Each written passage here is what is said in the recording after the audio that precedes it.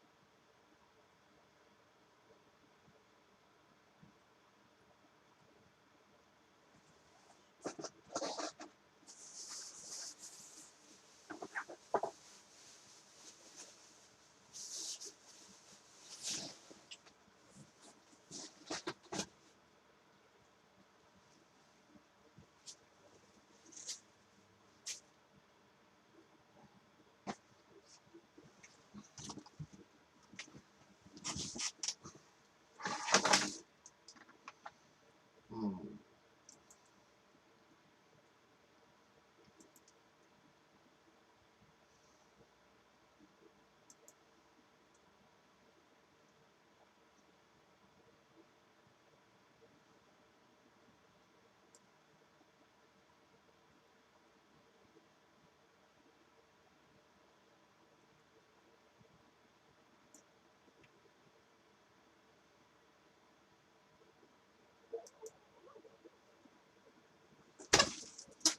All right, ladies and gentlemen, welcome. We're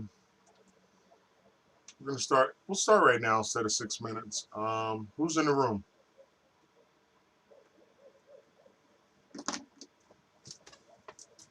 All right, ladies and gentlemen, welcome. We're gonna start. We'll start right now instead of 6 minutes. Who's in the room?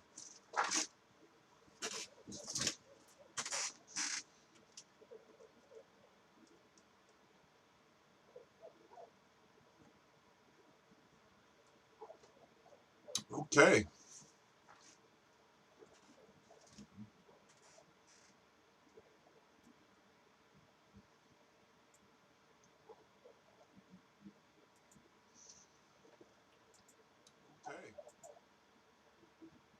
Okay. Alrighty. So, have we been going through our test prep booklets and stuff and preparing questions for our live stream tonight? Have we? Checking my email. So, have we been going through our test prep booklets and stuff and okay. Live stream tonight? Have we? Checking my email.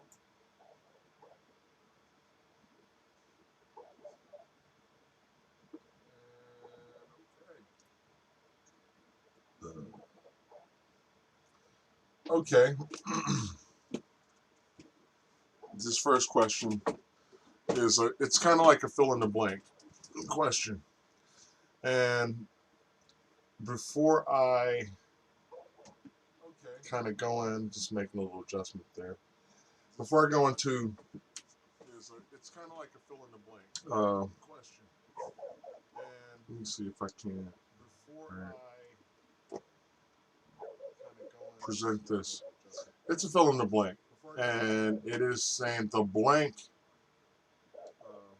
The fulcrum is from the resistance arm. The blank amount of force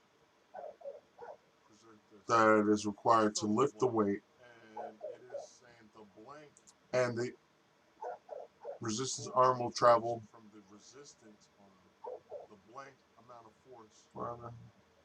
All right, so this is talking about a first-class lever system. Basically, this is the fulcrum.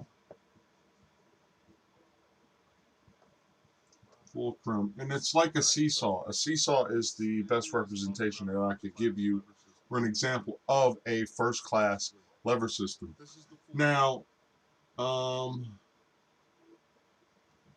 we will have a load and we'll have an effort. Now, both of these will be acting in a downward motion. So, resistance arm, I'm not even really sure what the resistance arm is, because I think of class 1s as effort load. So let's say resistance. I guess the resistance arm would be this arm, because this arm is providing resistance against our effort. So that is an assumption. See here, the closer the fulcrum is, or the farther, and let's just see if this makes sense. I'm going to think the farther the fulcrum is from the resistance arm. Alright, so the farther, the greater amount of force. So the farther this is from the resistance arm, or are we resisting load? See, I'm confused. Alright, so what I will do is I'll just make up an example. And then, because I'm really not sure, we'll have to define what the resistance arm is. Because I don't think of class 1 levers in terms of that. Okay, the right side, meaning the, yeah, it is, but here's the thing, like, alright, let's just say I have 200 pounds here. Alright. Now, if the fulcrum moves closer to this load, I'm going to have to use less effort in this case, because I have a longer arm to apply. And the load moment required to lift this, let's say this is 2 feet away from the fulcrum. So the load moment here is 400 foot-pounds on this end. Now let's say this was 8 feet.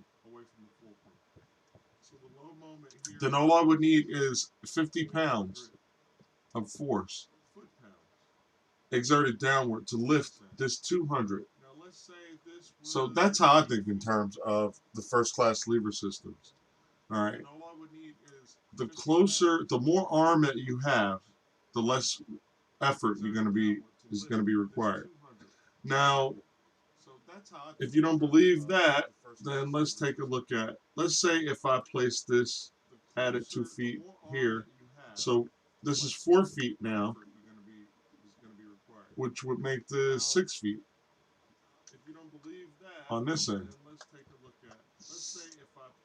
Then we would have 800 foot-pounds for a load moment, and 50 simply would not work, because we would be actually 6 and 50, we would be 300 foot-pounds shy. So in order to actually have an effect on this 200-pound weight set at, and think of this as an equal sign. Whatever the load moment is on here, the load moment has to equal on this side, just to affect it, just to lift it. All right. So we said 4 and then 8. Oh no, 6. We shortened. All right. So 6 feet and 800 pounds. All right. So 800 divided by 6. 1. All right. So 6 feet. And 800 pounds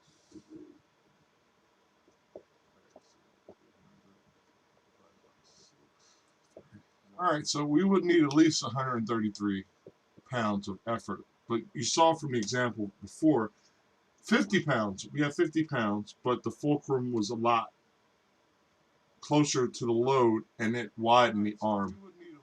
Okay, so if everybody understands that, just type clear. 50 pounds. We have 50 pounds, but the fulcrum was a lot. But that's the best I could do, Catherine, with that question, because I don't really think in terms of, oh, this is the effort arm, or this is the resistance arm. All right.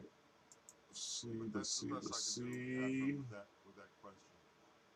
Because I don't really think in terms of, oh, this is the effort arm, or this is the resistance arm.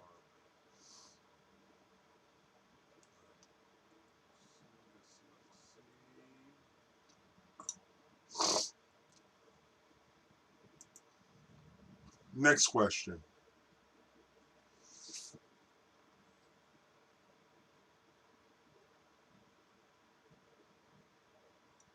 This one, I would need to know some radiuses or circumferences, because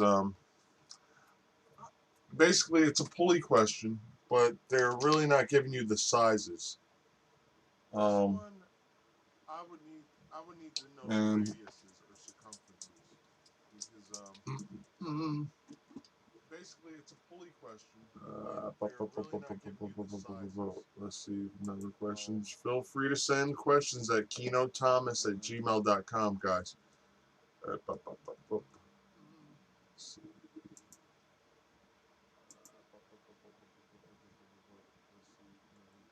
that was two of the same question.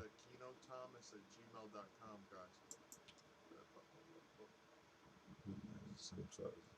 Pulley A is the same size of pulleys B and C, and twice the size. Okay, so that helps.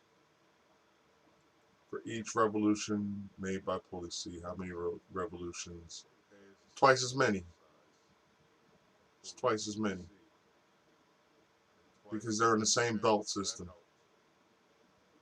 Okay, so just real simple. It doesn't matter what the pulley arrangement. If this is, let's say 1, the radius, and this is 2, our radius.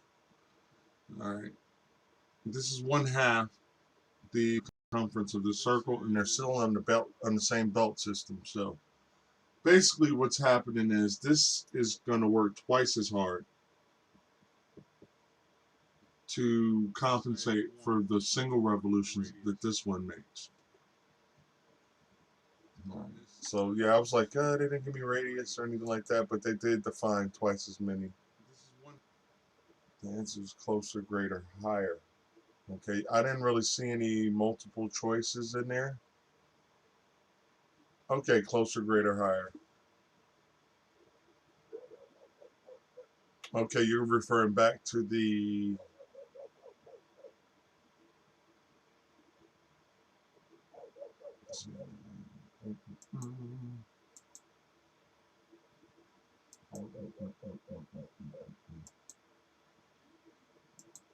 right. Okay.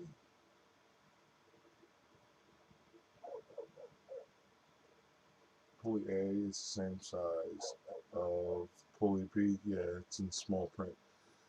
Pulley A is the same size of pulleys B and C, and twice the size of pulley D. For each revolution made by pulley C, how many revolutions will A make? Same belt system, same amount of revolutions.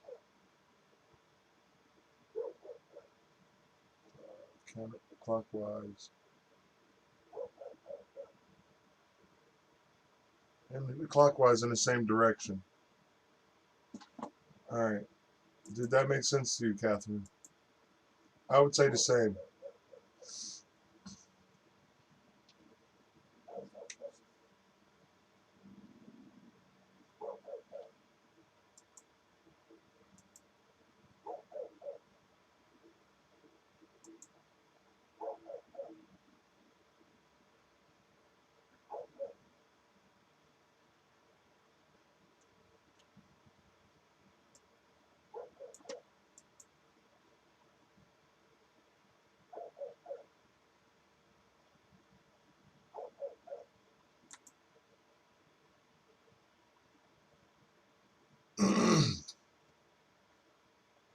Okay.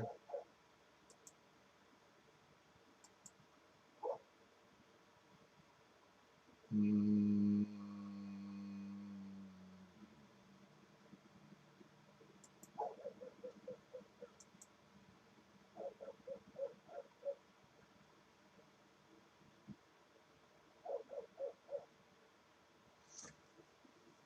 Okay, what they're saying in the depiction here is that we have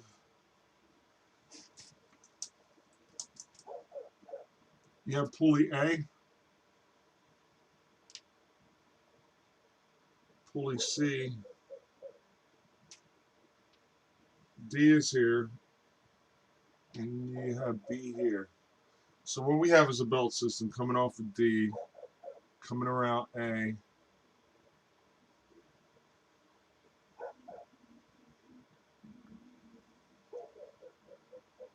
D, Alpha, Charlie, Bravo. Now Alpha, Bravo, and Charlie are going to be the same size. All right, so they're the same size. So let's just pick a point. All right, if they're the same size, the belt's going to move the same amount of distance. All right, so which means is it's going to rub it and roll it along the same circumference, which is distance around the pulley here as it does here. So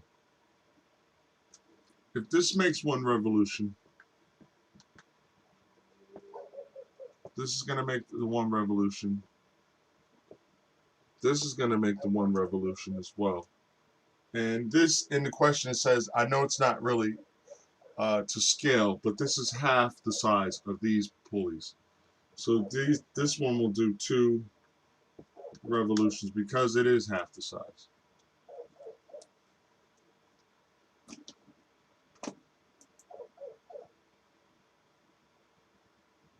A and C are the same radius. That's why you're confused. Yeah, they're the same radius. So if this rolls clockwise, it's still going to feed. They're on the same system. It's still going to feed on the same system. So how many will A make? It says how many will A make? Well, they're giving you these. All 3 of these are going to move in the same. They're going to move the same amount of revolutions. This will do twice as many. So whatever one of these does, these 2 are going to follow. However many revolutions this turns, this is going to do the same thing, and this one as well. But this one is 1/2 the size. Okay, so this is going to have to work twice as harder to keep up with the 1 revolutions of these guys. All right, I don't care what the book says because there's a lot of typos out there, but that's the only way that could work. Now, I did like your question about, I think it was a hydraulic question.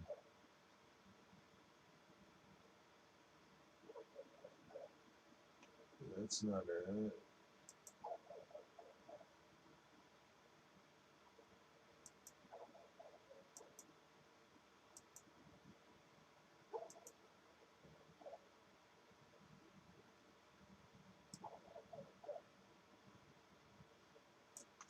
In hydraulic systems, the left has a diameter of 2 inches, and cylinder right has a diameter of 6 inches. If 100 pounds of force was applied to the cylinder on the left, what would be the force exerted on the right?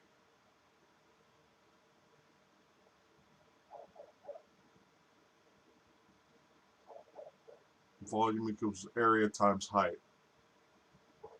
Volume, which I guess will be the force that they're area. All right, let's take a look. There are no pictures of this, Catherine?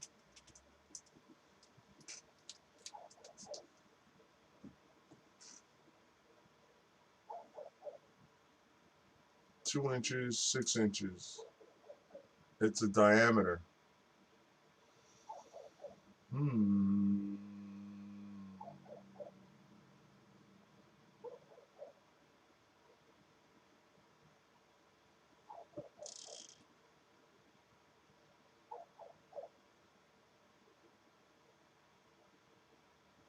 Okay. The question is, in the hydraulic system depicted, the cylinder on the left has a diameter of 2 inches.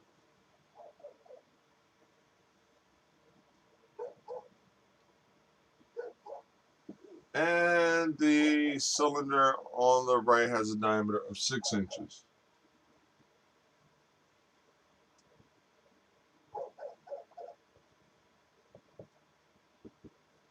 So these are two cylinders, and they're connected in a hydraulic system.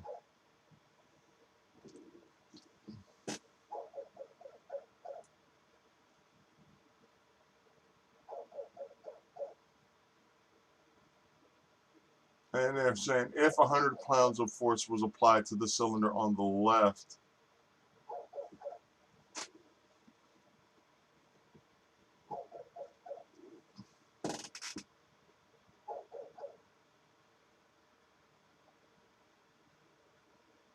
what would be exerted on the right? What force would be exerted on the right? Now, basically, the equal sign is here. In the hydraulic system, nothing is ever lost. It's just kind of transferred.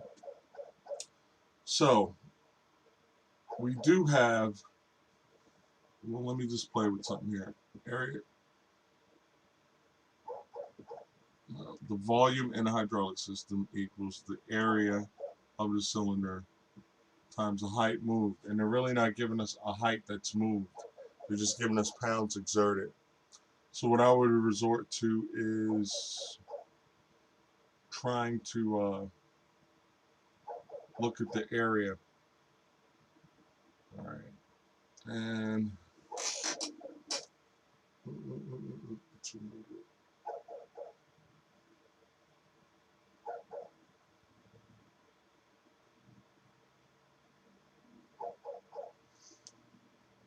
so typically how these questions normally come is they talk about a cylinder in square feet or square inches.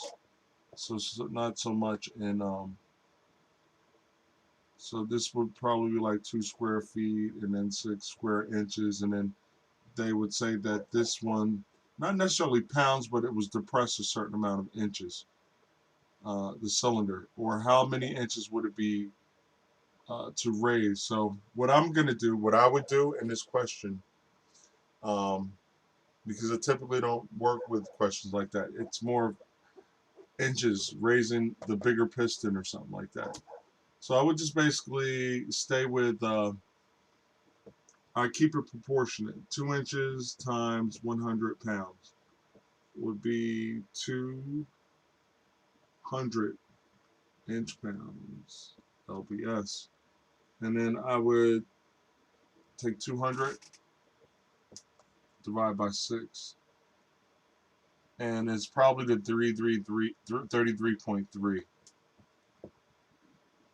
All right, so 6 goes into 20, no, 3, okay, 3, 1, 8, 2 remaining, 3, and it's a repeating decimal. So let's see if that drives smaller.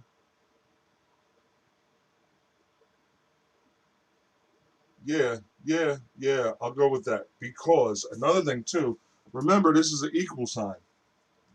So whatever the volume that happens on this, it exerts itself in this side proportionately.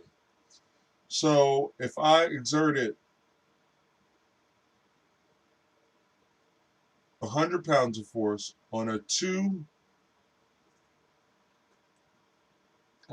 inch diameter cylinder, all right, then I came up with the inch pounds, and we're going to have the same amount of inch pounds on this side. So the inches and pounds are going to equal to the inches and pounds, because it's a closed system.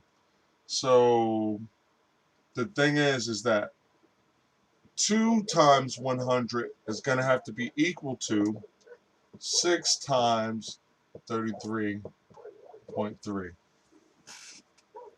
So 33.3 pounds is your, I got 300. The answer is supposedly 900, which I think is wrong. All right, let's go back.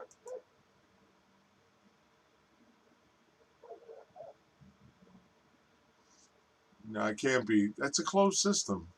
What test prep book is this? See, this is why you guys, you know, these guys that give you these test prep books, and they don't come like this. The questions don't come like this. So what you're doing is you're busting your head trying to figure this stuff out, and you probably won't see a question like this on the test.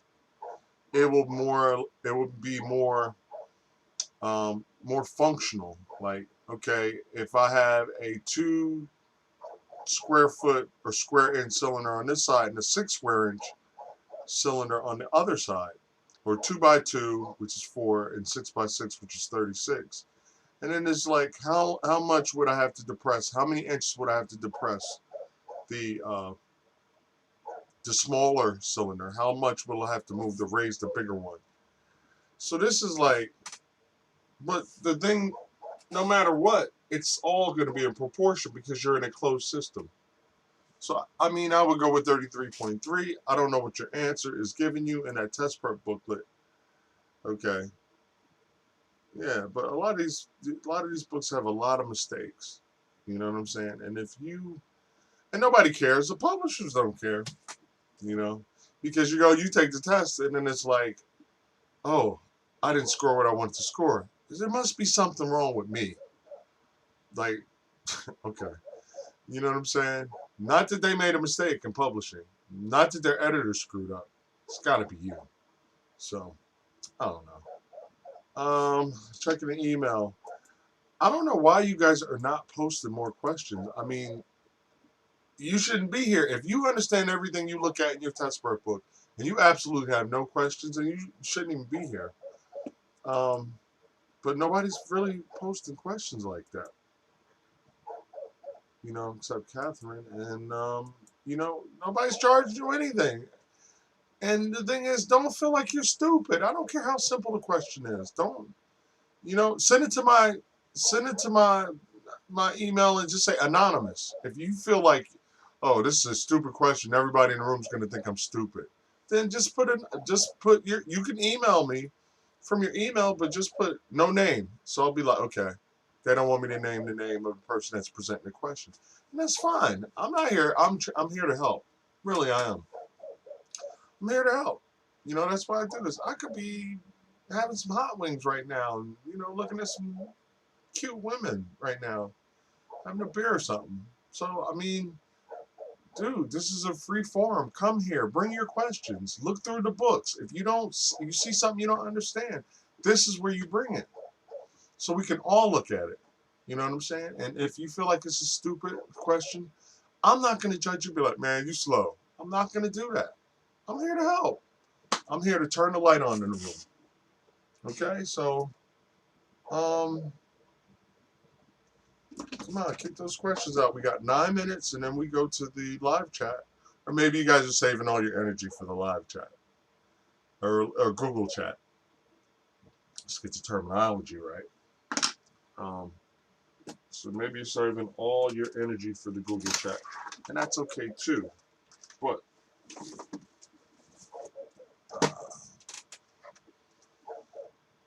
let's see what we got moving right along. If there was a guy at the time when I was, taking an officer candidate test, like at that time, if somebody was on, well, we didn't even have, I guess maybe YouTube was out, but it really wasn't that strong. But, the internet really wasn't that big. It was like super slow. But my thing is this: a guy's like, look, Bring your questions. Bring your questions. And nobody's bringing questions. It's just like, you know, I don't even know. Sometimes like, damn, should I keep this? I'm trying to stay strong and be like, look, I'm trying to be here every week for you guys, but nobody's bringing questions. All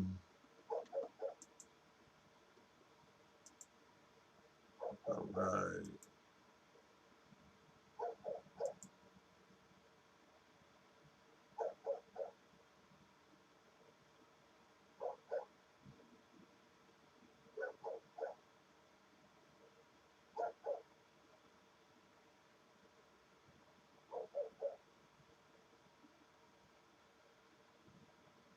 Okay, here's a probability question.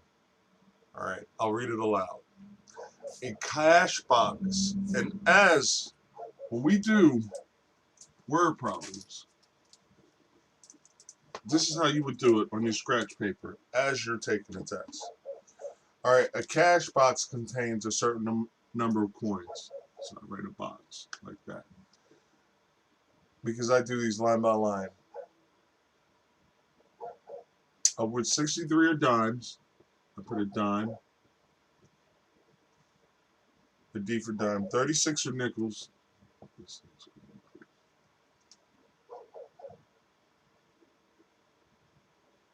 Okay. The rest of the coins in this box are quarters. So we don't know how many quarters. We know we have 63 dimes, 36 nickels. The rest of the coins in the box are quarters. Okay. If the probability of selecting a quarter from the bank is 1 in 5, how many quarters does the bank contain? Okay, so 1 in 5, which means I have 20% chance of selecting a quarter, because 1 in 5, 1/5 is a 20th. Now, what do I mean by that? If we wanted to relate this to a whole, all right, and I'm not saying 1 and 1/5, but if we wanted to relate this to a whole, 1/5 is a fifth. So if we broke this up into 5 parts, 1, 2, 3, 4, 5 parts. Each one of these parts will be 20. All right, and I hope that's not too small, guys. But back to our question. So and then another thing, if there's a 1 in 5 chance, this is the event, and this is the possibilities. This is the event, this is the possibility. So we have a 20% chance of pulling this out. So we look at our dimes and nickels, and that will represent 80%. Right. So 63 and 36, which is 99, represent 80%. So this is 99 coins. So now, but that is, there's an unknown percentage, and so we have to say is over of. Maybe I would use that 100%. Blank is 80% of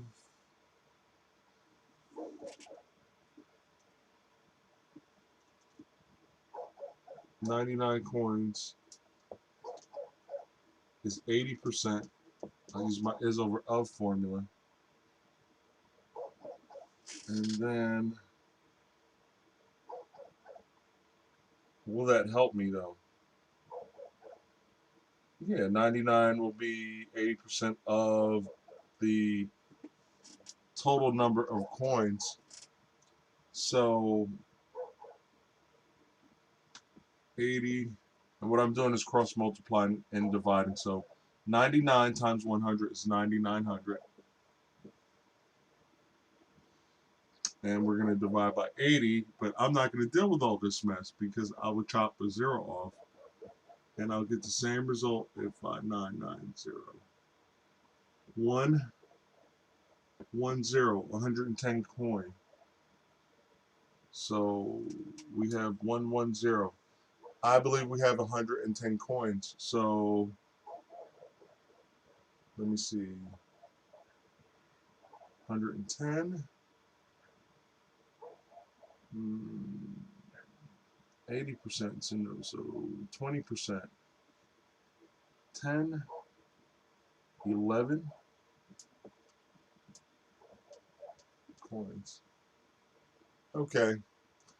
So that's not working. That approach is not working. All right. If the profit of the second quarter from his bank is 20%, 1/5, 20%. Guys, share your ideas because Catherine got 21. Our answers, guys, are 24, 27, 30, and 35. So, Catherine, that's not it. 63 are dimes, 36 are nickels.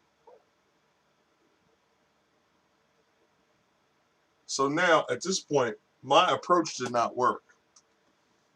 So, then we got to go to our caveman. And this is what you would do on the test. I mean, I would think through this long, but I'm kind of explaining it so it takes longer. But then I would look at my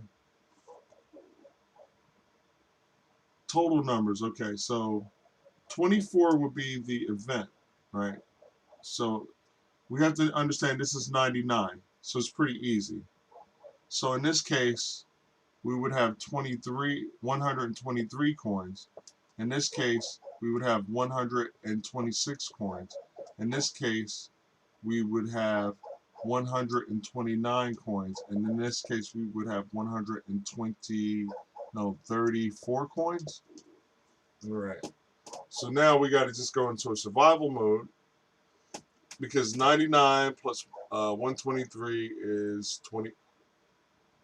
99 plus 24 is 123. 99 plus 27 is 126. 99 plus 30 is 129. 99 plus 35 is 134. So these are the total amount of coins. So this is the possibility. I'll just put possibility. And the event is we want to see if the event works out in each case. So I'm going to try to guesstimate a little bit here. You got to think, if you multiply one of these numbers by 5, which would be the closest?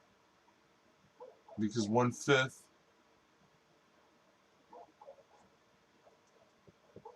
which is 20%. So if I multiply by 5, what is going to come the closest? And when I look at that, then 35 would be closer to 150. 30 would be closer to 150. So I'm going to go with A. This is the closest. 24 times 5.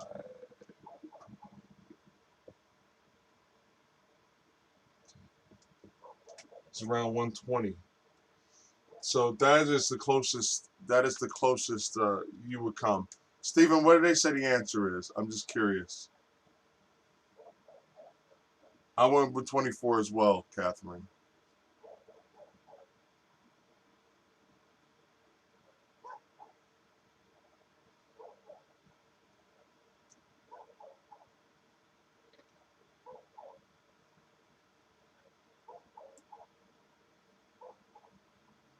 $24. So I tried what I tried to do, and Catherine, good job. Okay. I'm going to do an explanation on this, and then we're going to go to the Google chat. But here's the thing. The beautiful thing about this is that the answer is always in front of you. And I could try an approach like I did. The approach didn't work. So the beautiful thing about multiple choice questions is I said, okay, well, there's more than one way to skin a cat. Okay.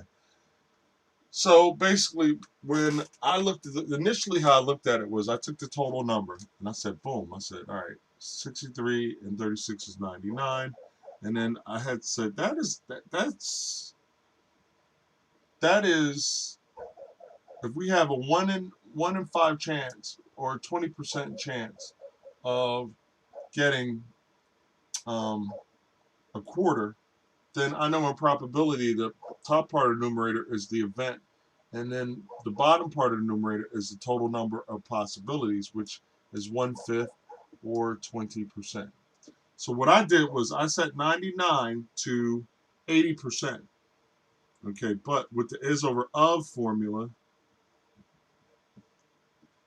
you cross multiply, and I believe I set this to 80%.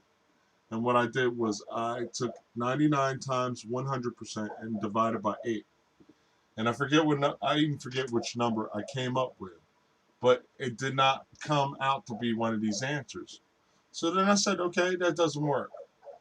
So then I said, all right, let's look at the answers. Okay, now 99 is still the total number of dimes and nickels. So I said, okay, well, if I added this to A, how many numbers what would I have? 99 plus 24 is 123. 99 plus 27 is 126. 99 plus 30 is 129. And 99 plus 135 is 134. And you could do that very rapidly because if this was 100 plus 24 would be 124 minus 1, 123. 100 plus 27 minus 1, 126. 100 plus 130 minus 1 is 129, and so on and so forth. Okay, get to the point, Kieno.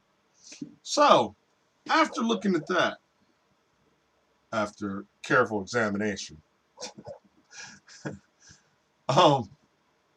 then what I did was I said, okay, well, it's a 20% chance. So if I take this number, multiply it by 5, what's going to come the closest? This doesn't work because 127 times 5, 35, 313 is a little bit high. All right, 130 times 5 is 150. 135 times 5 is higher than 150 because if 130 times 5 is 150, this is higher than 150, which is nowhere near the total numbers. So this is the closest that comes to it. 24 times 5 is 120, and that is the closest. So that's how I got A, guys. Okay. So please hit the like button, and if you would like to come to the Google chat where we talk video face to face, 24 times 5 is okay. Phil, good job. So if you guys would like to come to the Google chat or the Google Hangout, please send me your emails so I can send you the link. And I'm posting my email right now. Boom. That is and all you have to do in the subject box is put in live stream. Or not live stream, but who is Phil? Oh, okay. Never mind. Last name, because all right. It's okay. Anyways, you threw me off, Kari, right there. If you guys would like to come to the Google chat, please come along. You gotta email me. Put live. That's right. Let's get wings. It's put in live stream in the subject box, and I will send you the link. And make sure you email me, Steven, because there's quite a few people here in the room, so not really a whole lot, but it just minimizes my workload in preparing. So I'm switching to Google Chat mode, and I should not have it up any later than 10:15. And we'll run to 11:15 to make sure you guys get the whole hour. So, like I said, we're here every week. All right, and I thank you guys that come every week. It means a lot. Just show your support and all that and everything. And, you know, just keep coming out. But the thing is you are not getting the full effectiveness out of this. Get your book. You guys all have test prep books. Open it up. Whatever you don't understand, don't think it's a stupid or silly question. If you feel like it's a dumb question, just put no name. I'll see your email, but I'm not. If you put no name, that means you don't want your name attached to it, and I won't say anything. I will start again with it. Okay. Hey, Jordan. Good to see you again. Okay. So, email me if you want to come to the Google chat.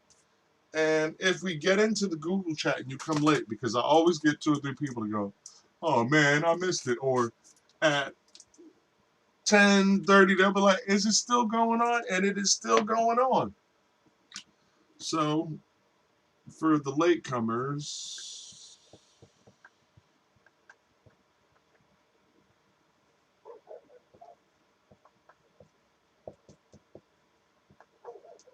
okay, KIENOTHOMAS@gmail.com. All right, so send your emails. Hope to see you in the Google chat. Goodbye.